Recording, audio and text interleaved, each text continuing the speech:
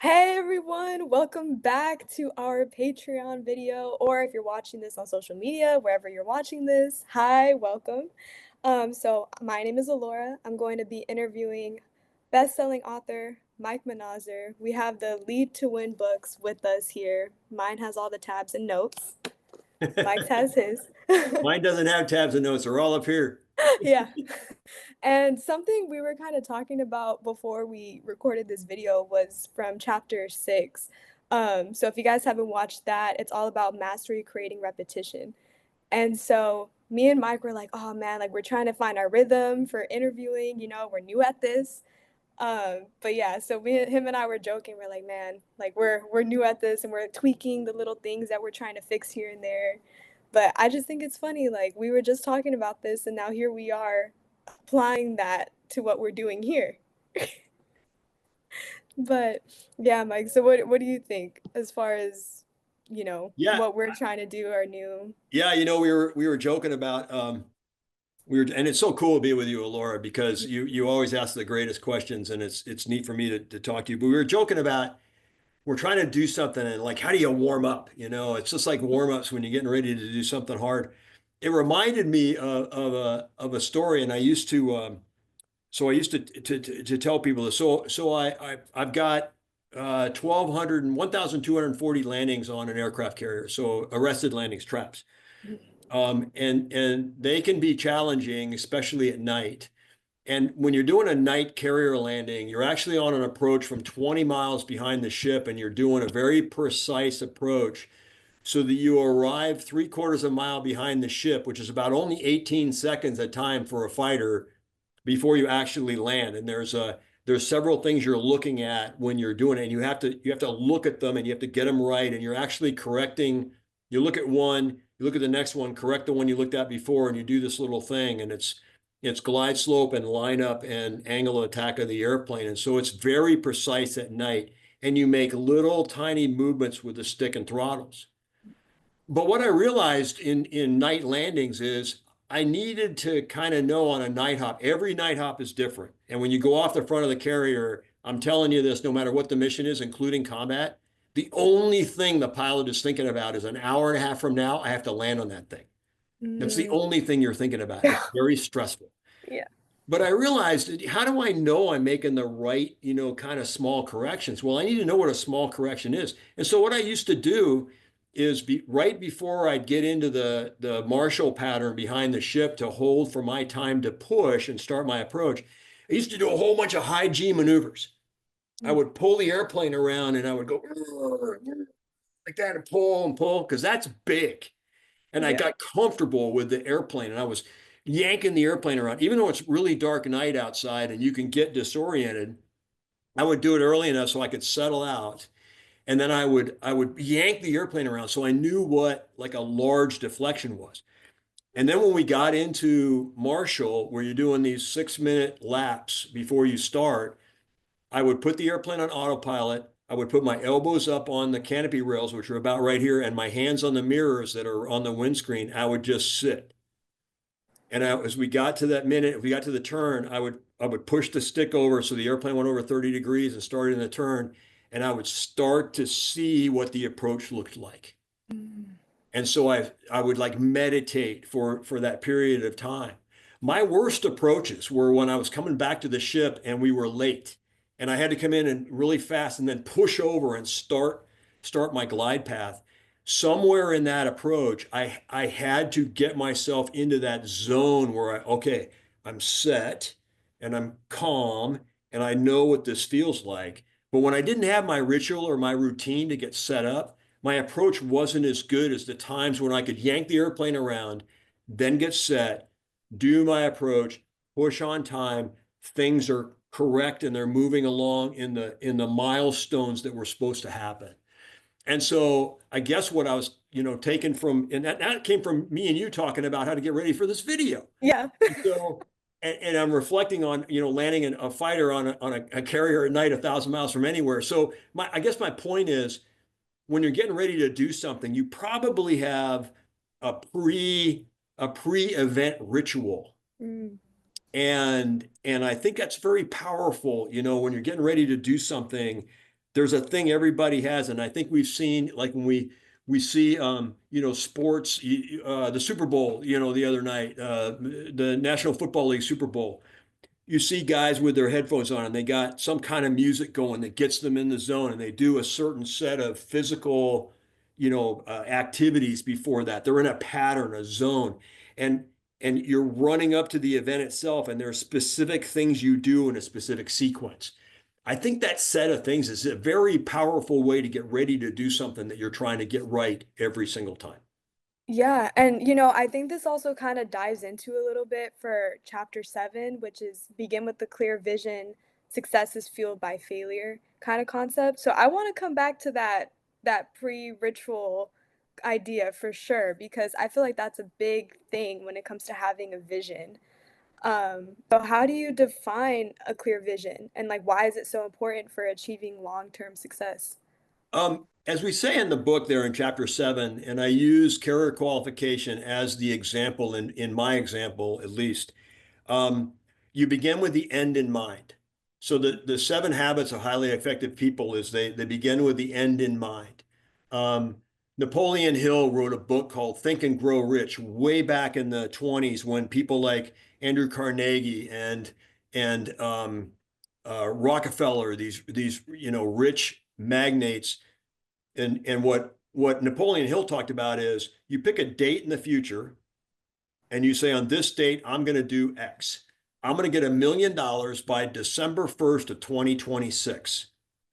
That's my end. And then everything goes towards that. I do everything I need to do to get $1 million by December 1st of 2026. And what Napoleon Hill talks about, what Covey talks about in the 7 habits of highly effective people is you begin with that end in mind and then you work backwards to make that end happen. My book has, 3 themes in it. The very first theme is you want to have a North Star. I started out in 8th grade in 1974-ish.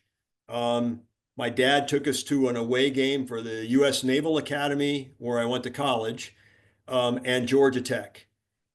We sat on the bleachers at the Georgia Tech Stadium, and I watched the midshipmen marched on, and I went, that right there, that. And my dad was a graduate, and he told me stories about the Naval Academy. I heard him for years. Didn't didn't register. Naval Academy was a place he went to school. But when I saw those midshipmen, long black coats, white hat, marching on in ranks like you see in the Army Navy game, that was like my flash, like that right there. That I'm going to do that. I'm going there. That became my end for my young life after high school, and that's where I went.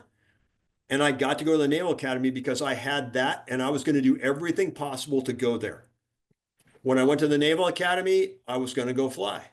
And so I did everything possible in 4 years of education, military education, academic education, performance, athletic performance at the Naval Academy to be high enough in my class rank out of 1,000 people to select a pilot slot. That was my North Star. When I went to flight school, I was going to fly Tomcats. And I went to flight school and I did everything possible all the way through to be able to make sure that I was in a position to select Tomcats at the end of my flight school experience. A lot of luck goes with a lot of that, a lot of mentorship. And the second theme of the book is a lot of failure. And so on the way to all of those North Stars, I failed multiple times. And I got up and I said, I'm going towards my North Star. So the third theme of the book is the resilience to get up and keep moving towards your North Star, towards that goal, towards that end you have in mind, going towards that place you want to be over there. You see yourself there, you visualize it. The other really cool thing in this story is at the Officers Club at Naval Air Station Kingsville, Texas, where I went to advanced jet training. When you entered your advanced jet squadron and you were proceeding through that, there was a set of gold wings inside the officers club door with your name below them. Those were your wings. And every student in the advanced squadron had their wings up there with their name on it. And so when you walk into the officers club, those are my wings. I keep working on those wings. Maybe you tap the glass where they were and you go tapping because that's where you were going. They knew the power of that visualization. I'm going to keep trying till I get those gold wings, those wings of gold, and then go fly something in the fleet for the United States Navy. Wow. Honestly, to set a North Star to fly a Tomcat, I'd be terrified. Well, your North Star can be anything. But that's what I wanted to do. Yes. And it can be, I'm gonna do this. I'm gonna get my MBA degree. I'm gonna complete college. I'm gonna, whatever, buy a house by a certain day. Whatever those things are, I'm gonna learn a new language. I'm gonna visit every continent in the world and travels by the time I'm 25. I mean, it can be any kind of North Star that you want to set for yourself, and then you just go after it. Yeah. And so I give you props for choosing Tomcat because I'd be scared. But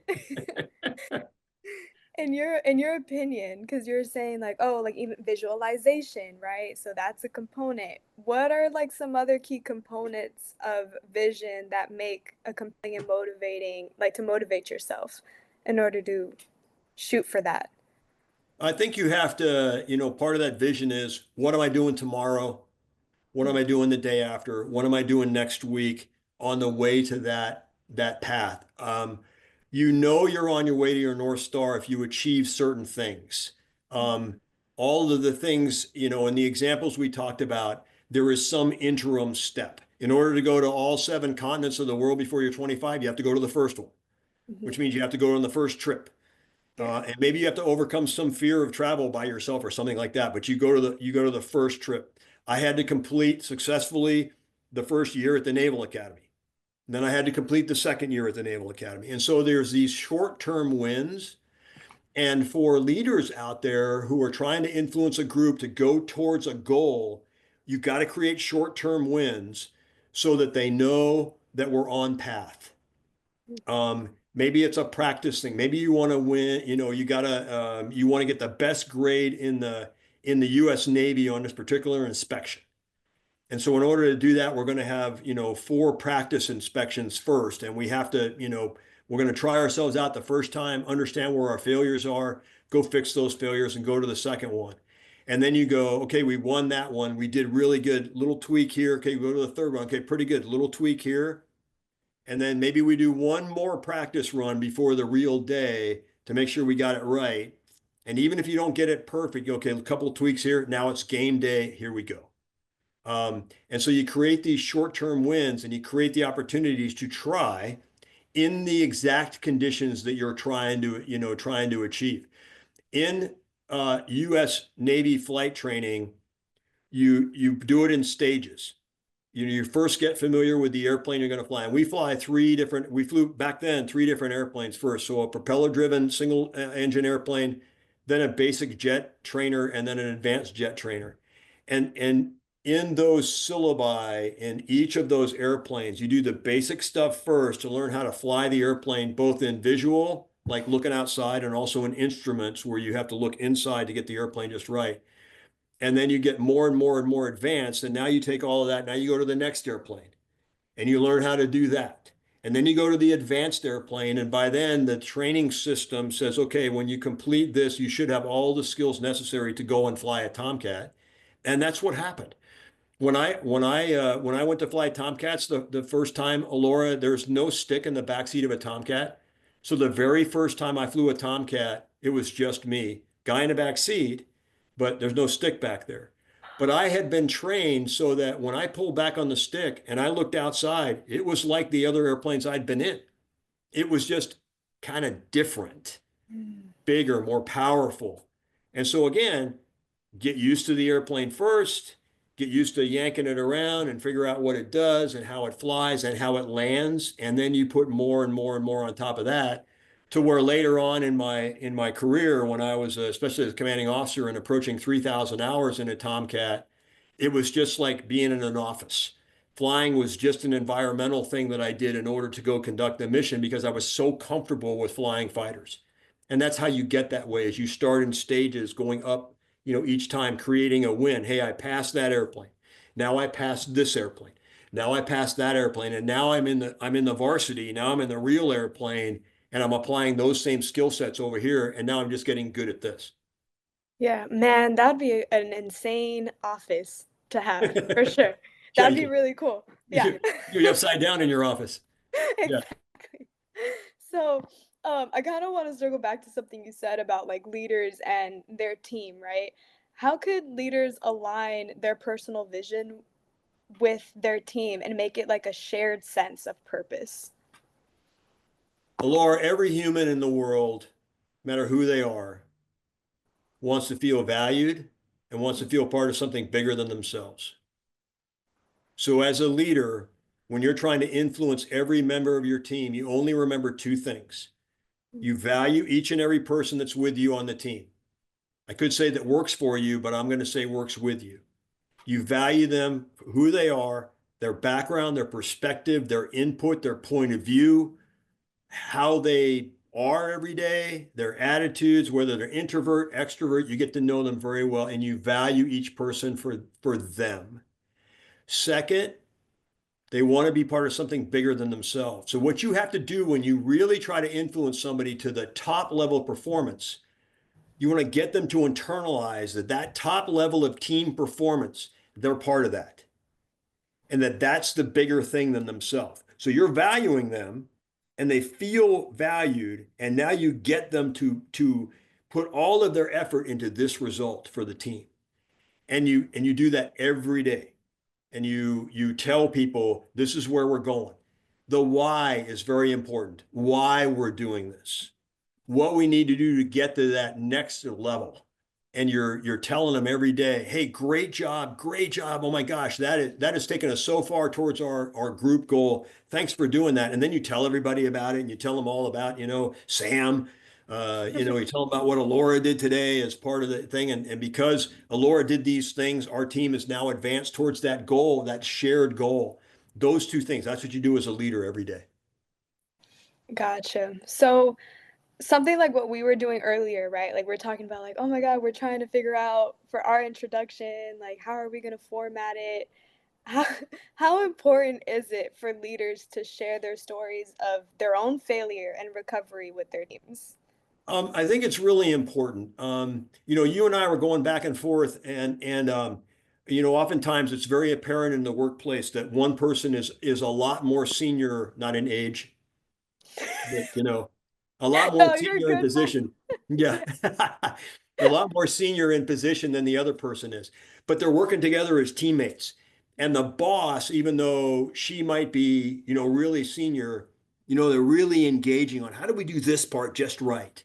And the boss is listening to the input from the person who is more junior or more inexperienced and very deeply listening to the perspective there because there's probably going to be a flash of something that more junior person says that can actually change the result. And so you want to be able to create that that interaction to be able to do that and riff off each other, and to be able to listen and be curious. And as maybe I have an idea. Mike has an idea of what the introduction should look like. But I'm most interested in Alora's idea of what the introduction should look like because I don't have that view right now. I know what I'm looking at, but we want to know what Alora's looking at too. So the two shared perspectives are going to make a better introduction automatically.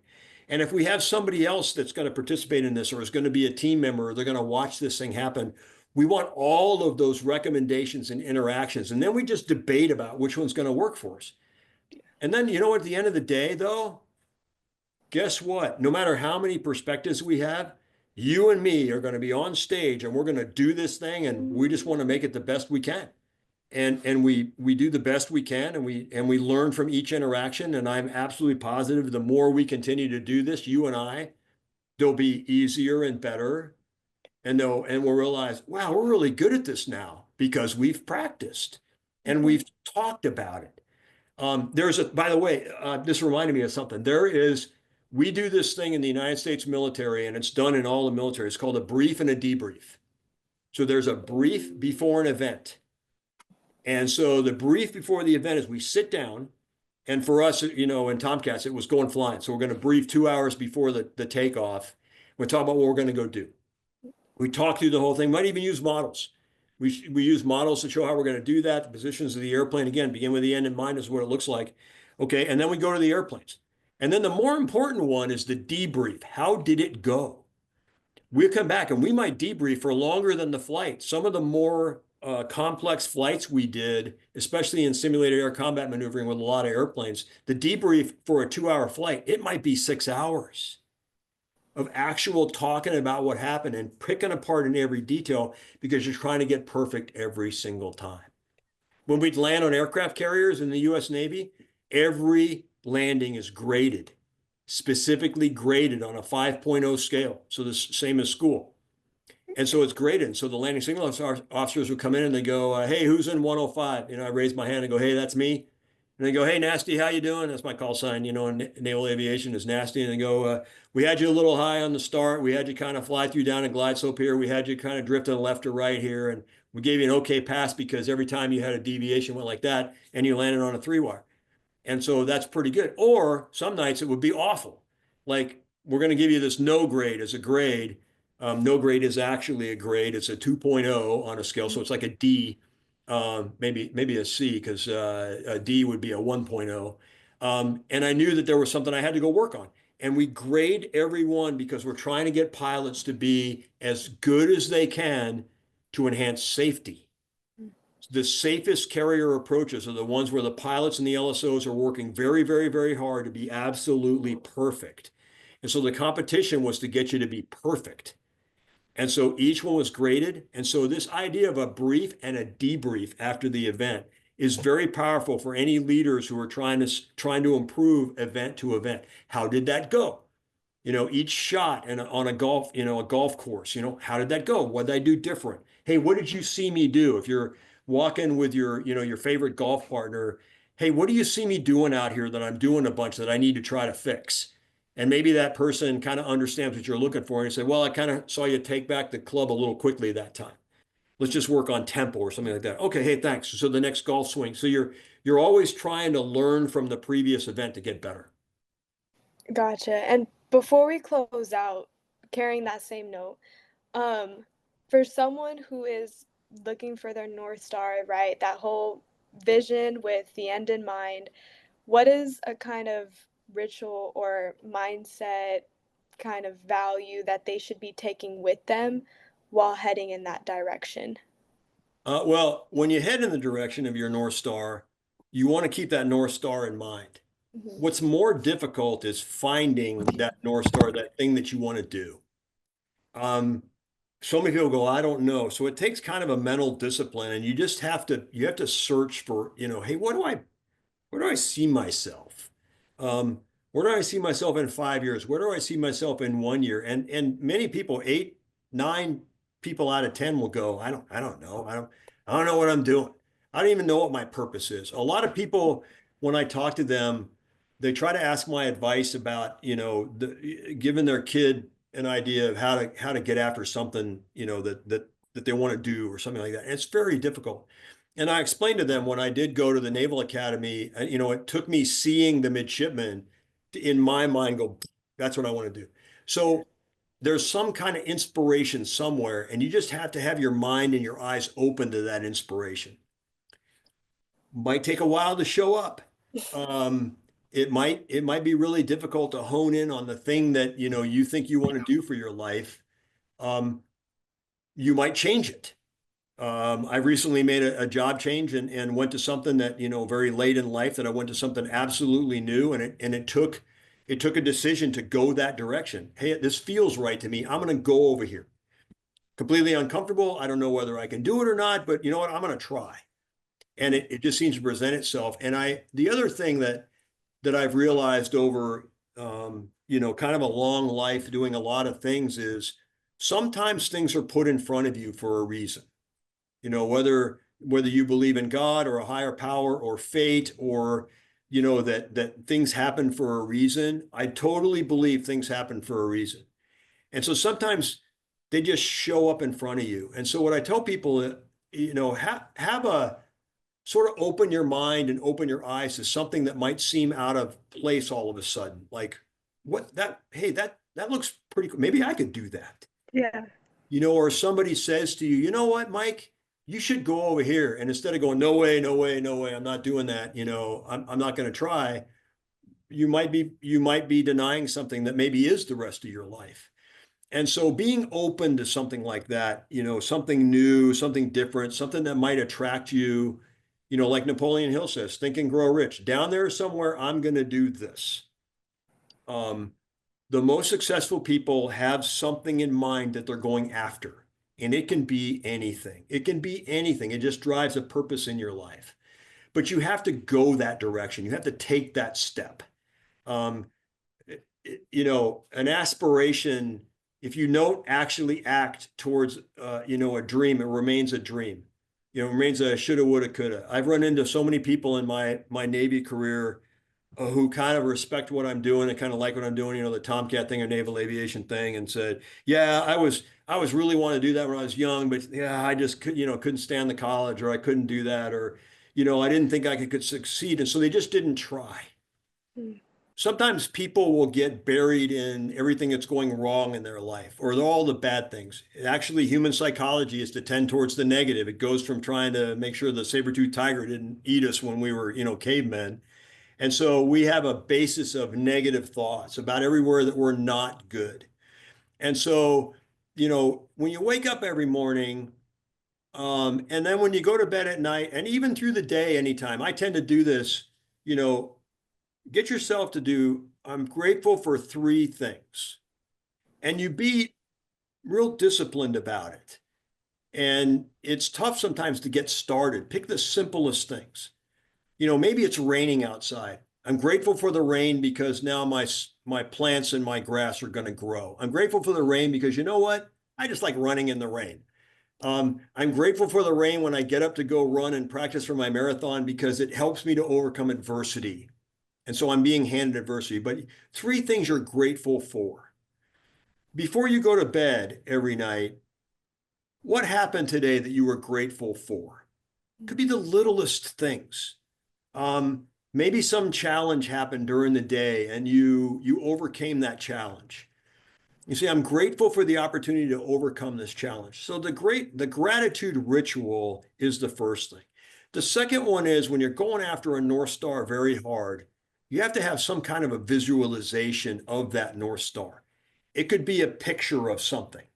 It could be a talisman or a something on your nightstand that you hold on to. It could be an heirloom from a grandparent that you want to repeat that thing, but something that forces you to focus on the thing that you're going after. I think I might have said this in one of our interviews. When I was in advanced jet training and I was getting through to get my wings of gold in the US Navy at Naval Air Station, Kingsville, Texas, when you walked into the officers club on the right-hand side up on a board, there were my wings of gold were tacked to a case inside the glass and my name was underneath it. It said Michael C. Manazar. In fact, I still have that little brass edged paper plate that says Michael C. Manazar on it. The wings that I got off of that, I used them up a long time ago, but I still have that thing. And so what that was a visualization that everything I was doing through my year and a half experience, 2 year experience to get my wings of gold, it was all embodied in that set of wings with my name underneath them. So a discipline of gratitude, a ritual of gratitude in the morning, at night, maybe both, and during the day, especially when you're starting to feel down about something, just look around and go, I'm grateful for today. I'm grateful for this, this, and this. Have three things. Why three? Because you're forced to write three. Maybe you have five. Maybe you have a whole bunch. The discipline is that you go at least three. And then the second one is a visualization of where you see yourself, something that's got you looking out there to be able to do those two things. Those two things will get you to the North Star that you are planning on at some point in the future of your life. I would encourage everybody that's listening, no matter their experience, their age, what they're trying to do, no matter what it is, if it occurs to you, just try. Just go and try. And maybe you'll surprise yourself. Yeah, thank you, Mike, man. As always, I'm always like learning something new from you or receiving confirmation in some way. So I really appreciate you coming on here, doing the interview with me, but it's us. um, so for everyone who's watching, that is our leadership lesson for today. Begin with a Clear Vision, Success is Fueled by Failure, Chapter 7 from Lead to Win, Lead from the Heart series. Mike has his book. I have my book. So for those of you who liked, don't forget to stay tuned for the next video. Mike, as always, it was a pleasure speaking with you today. Thank you. Thanks, Laura. Pleasure speaking with you too. You always bring out the best answers to me. And I learn from every single question you ask. So I'm still learning, and it makes me think very hard before I answer a question that you pose. You're a good interviewer. Thank you. I'm trying to get better. So I'm also still learning and practicing.